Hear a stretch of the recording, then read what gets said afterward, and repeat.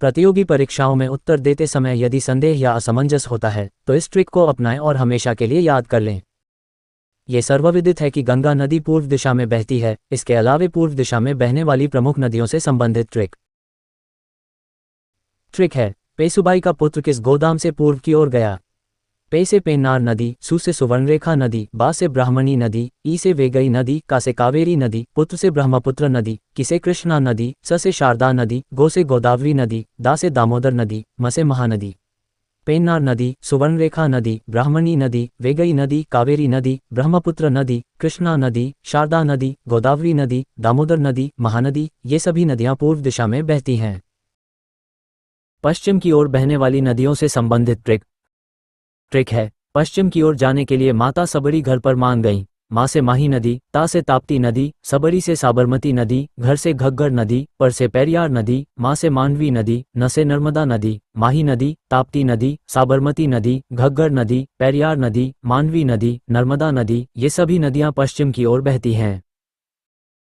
खरीफ फसल से संबंधित ट्रिक है। सोमवार को ज्वाहर के तिलक में गधा जुटा और शरीफ बन खरीफ खाया। सो से सोयाबीन, म से मक्का, बार से बाजरा, ज्वा से ज्वार, हर से अरहर, तिल से तिलहन, क से कपास, ग से गन्ना, धा से धान, जुटा से जूट, सोयाबीन, मक्का, बाजरा, ज्वार, अरहर, तिलहन, कपास, गन्ना, धान, जूट, ये सभी खरीफ की फसलें हैं जो जून जुलाई में बोई जाती हैं और अक्टूबर नवंबर में काट ली जाती हैं।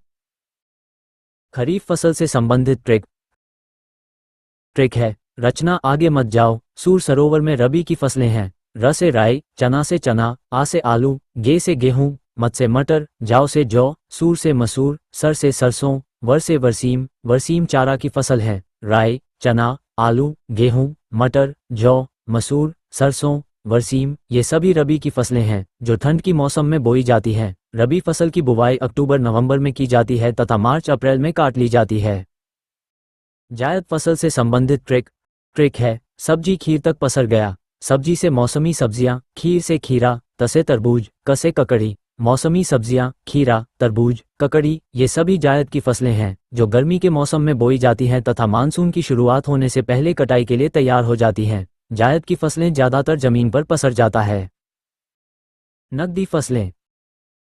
रबी, खरीफ तथा जायद की कुछ फसलें जो किसी भी मौसम में बोई जाती हैं वे नकदी फसल की श्रेणी में आते हैं। नकदी फसलें सीधे खेत से बाजार में बेचने के लिए उपलब्ध कराता है जिससे किसानों को डायरेक्ट आय प्राप्त होता है, इसलिए इसे नकदी फसल कहा जाता है। आलू, गन्ना, कपास, तंबाकू, रबर, मसाला, फूल, चाय, कॉफी, नारियल, ये सभी नकदी फसलें हैं जो खेत से सीधे बाजार में उपलब्ध कराया जाता है। वीडियो को सब्सक्राइब कर लें ताकि दूसरे वीडियो का लिंक मिलता रहे।